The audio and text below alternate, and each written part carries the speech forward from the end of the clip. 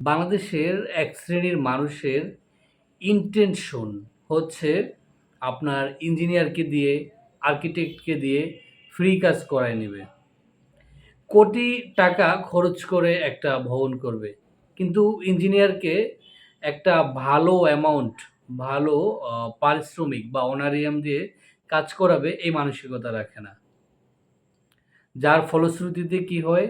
মানে আমরা Facebook, YouTube এ অনেক ভবন দেখি না? একেবারে টাইলসে ভরে ফেলছে। এমন কালার, এমন ডিজাইন, হ্যাঁ? মনে হয় যেন এটার রুচিবোধ হচ্ছে রিক নির্দিষ্ট কোনো প্রফেশনের মানুষকে বলতে চাই না। মানে 3rd ক্লাস। কালার কনসেপ্ট, ভবনের নকশা মানে হুলস্থুল। মানে মৌলিক যত কালার আছে, যত সেকেন্ডারি কালার আছে সব ওই ভবনে আছে। তো ইনটেনশন হচ্ছে কি? কিভাবে ইঞ্জিনিয়ারকে দিয়ে ফ্রি কাজ করায় নিবে। তো আমি কিছু পয়েন্ট নোট করছি। হয়তো অনেকের ভালো নাও লাগতে পারে। তারপরেও বলছি টু বি অনেস্ট আজকের এই পর্বটা আমি করতে চাইনি। অনেক সময় যারা আমরা ক্রিয়েটিভ সেক্টরে আছি ইঞ্জিনিয়ার, আর্কিটেক্ট, আর্টিস্ট আম বা অন্য যেকোনো প্রফেশনে যারা সৃজনশীল পেশার সাথে জড়িত, আমরা হয়তো মোটামুটি আমার এই কথাগুলোর সাথে হয়তো কম বেশি রিলেট করতে পারবো। আপনি ধরেন একটা ২, ৪, ৫ কাঠা জমির উপর বা ৫ শতক, ১০ শতকের একটা যেকোনো প্রজেক্ট করবেন। ভালো কাজ আপনি ইঞ্জিনিয়ারের কাছ থেকে বা আর্কিটেক্টের কাছ থেকে বা প্রজেক্ট কনসালটেন্টের কাছ থেকে কিভাবে নেবেন? নাম্বার 1 মাথা থেকে ধান্দামি চিন্তাভাবনা বাদ দিতে হবে। যে আমি ফাও কাজ করাবো, কম রেটে কাজ করাবো। মানে যা ইচ্ছা তাই। ভবনের পিছনে ২, ৪, ৫ কোটি টাকা খরচ করে ইঞ্জিনিয়ারকে ২-৪ লাখ টাকা দিতে গেলেই আপনার ভবন মালিকের কি বলে এটাকে?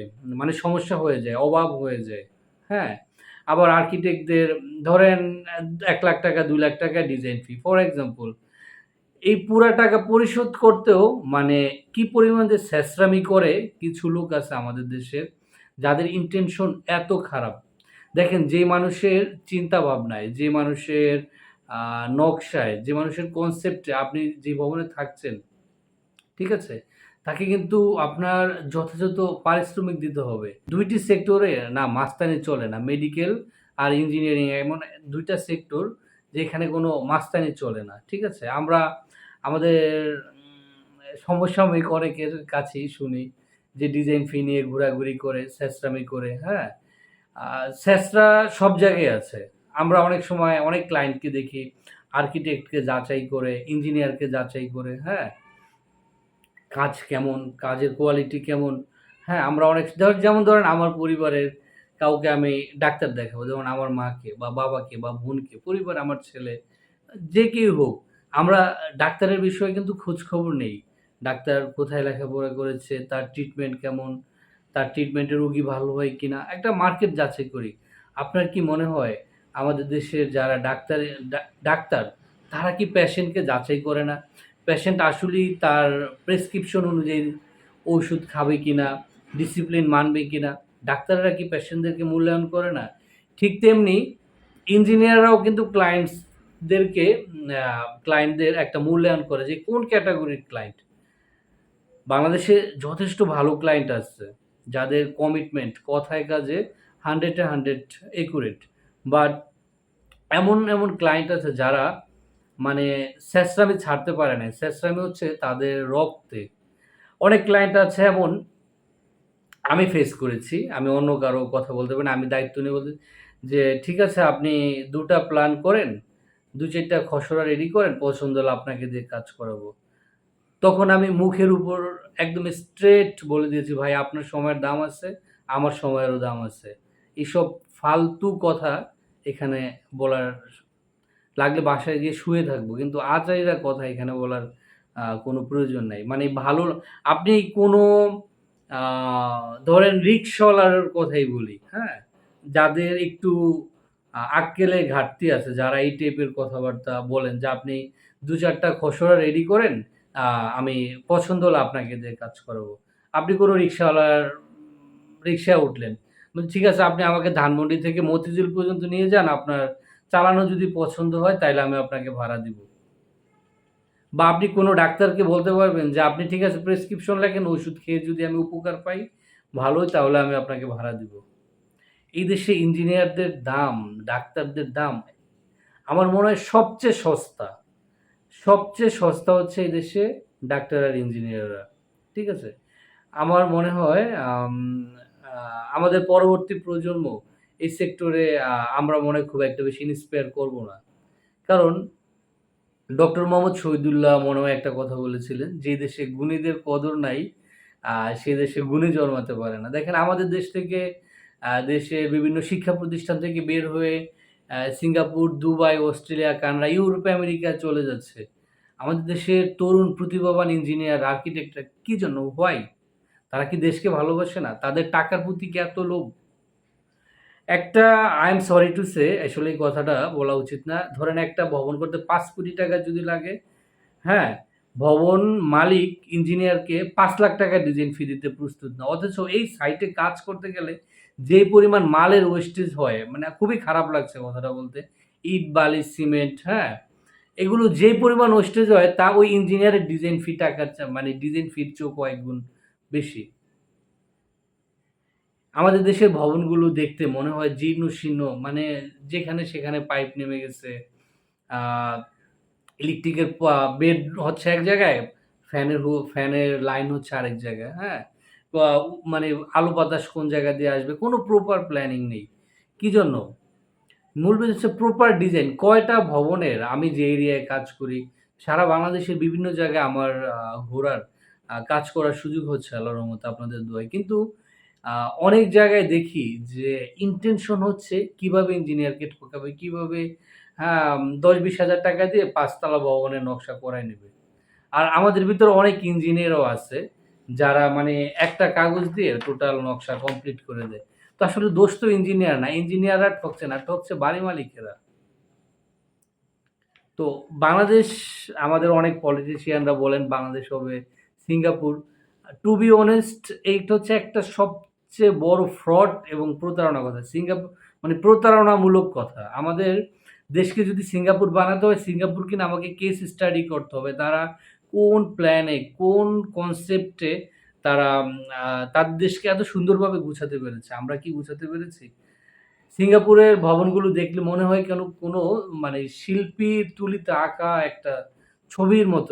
মানে একটা ইটস লাইক ইমাজিনেশন। কল্পনার মতো, রূপকথার মতো। আর আমাদের দেশে আমরা যখন গুগলে সার্চ দেই, ঢাকা লিখে, জ্যাম, রাস্তায় পানি উঠে গেছে ২০ মিনিট বৃষ্টি হলেই। এই হচ্ছে আমাদের দেশের অবস্থা। কি জন্য? আমাদের মন মানসিকতাই হচ্ছে মানে সবাই না, একটা শ্রেণীর মানুষ মন মানসিকতাই হচ্ছে ছেঁচড়ামি। তারপরে ইনোভেটিভ কিছু করলে, "না, না এটা তো আমি কোথাও দেখি নাই।" হ্যাঁ? "না এরকম তো হবে না।" মানে একজন আর্কিটেক্ট বা ইঞ্জিনিয়ার ইনোভেটিভ কিছু করলো, নতুন কিছু করলো, "না, না এটা এরকমই হইতে হবে। আমার খালাতো ভাই এরকম বলছে, এরকম হইতে হবে।" মানে কম্প্যারিজন। নতুন কিছুকে আমরা মোটেও কিন্তু ইন্সপায়ার করতে চাই না। এইজন্য সব বিল্ডিং এক। যারা দুবাইয়ের ইঞ্জিনিয়ার, সিঙ্গাপুরের ইঞ্জিনিয়ার তাদের হাত, পা, আর আমাদের দেশে আমরা যারা কাজ করি, যারা সিঙ্গাপুরে কাজ করে তাদের তো ৪ টা হাত না, তাদের ৪ টা চোখ না, সেম। তো ভালো কাজ ইঞ্জিনিয়ারের কাছ থেকে, আর্কিটেক্টের কাছ থেকে আশা করার পূর্বে আপনাদেরকে ভালো ক্লায়েন্ট হইতে হবে। এই কথাটা কিন্তু সবার আগে মাথায় ঢুকায় নিতে হবে। মানে ইনোভেটিভ কিছু করলো, এটার মধ্যে বাগড়া, এটা এমন হবে না, এমন হবে, এটা হ্যাঁ, আপনি আপনার মতামত অবশ্যই শেয়ার করবেন।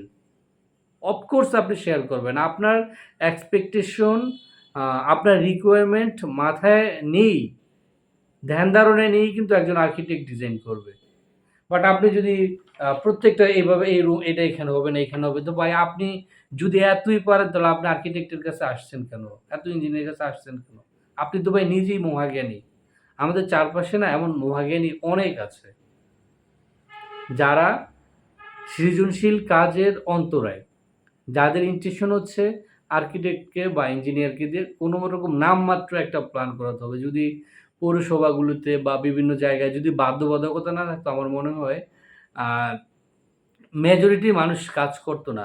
এক ঢাকা শহরকে দিয়ে তো আমরা সারা বাংলাদেশকে আ বিবেচনা করলে হবে না, তাই না? তো যেটা বলছিলাম যে ইঞ্জিনিয়ারদের কাছে বা আর্কিটেক্টদের কাছে ভালো মানে প্ল্যান, নকশা এক্সপেক্ট করার আগে, প্রত্যাশা করার আগে আপনাকে মন মানসিকতা উদার হতে হবে। আপনি ইঞ্জিনিয়ারকে, আর্কিটেক্টকে আম তার যথার্থ পারিশ্রমিক দিতে হবে।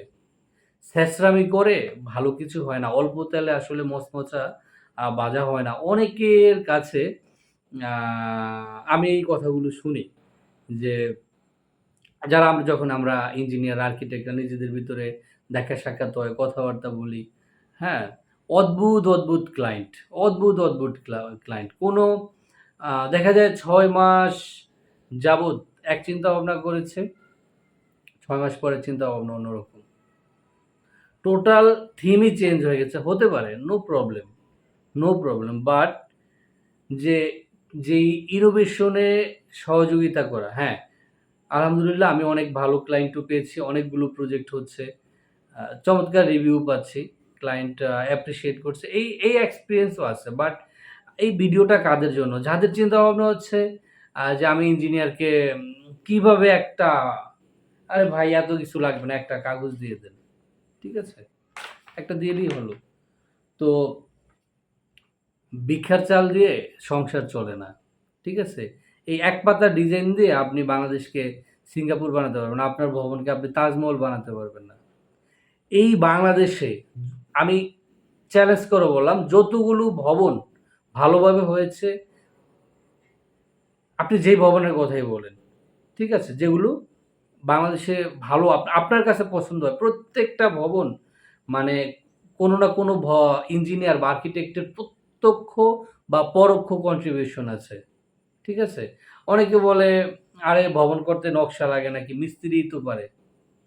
তো আমাদের এক সাবকন্ট্রাক্টর ভাই বলেছে যে, আ নাপিত দিয়ে যদি নাড়ি কাটতে যায়, মানে নাপিত কাটে চুল, সে যদি নাড়ি কাটতে যায়, সে বলে নুনটু কেটে ফেলবে। ঠিক আছে?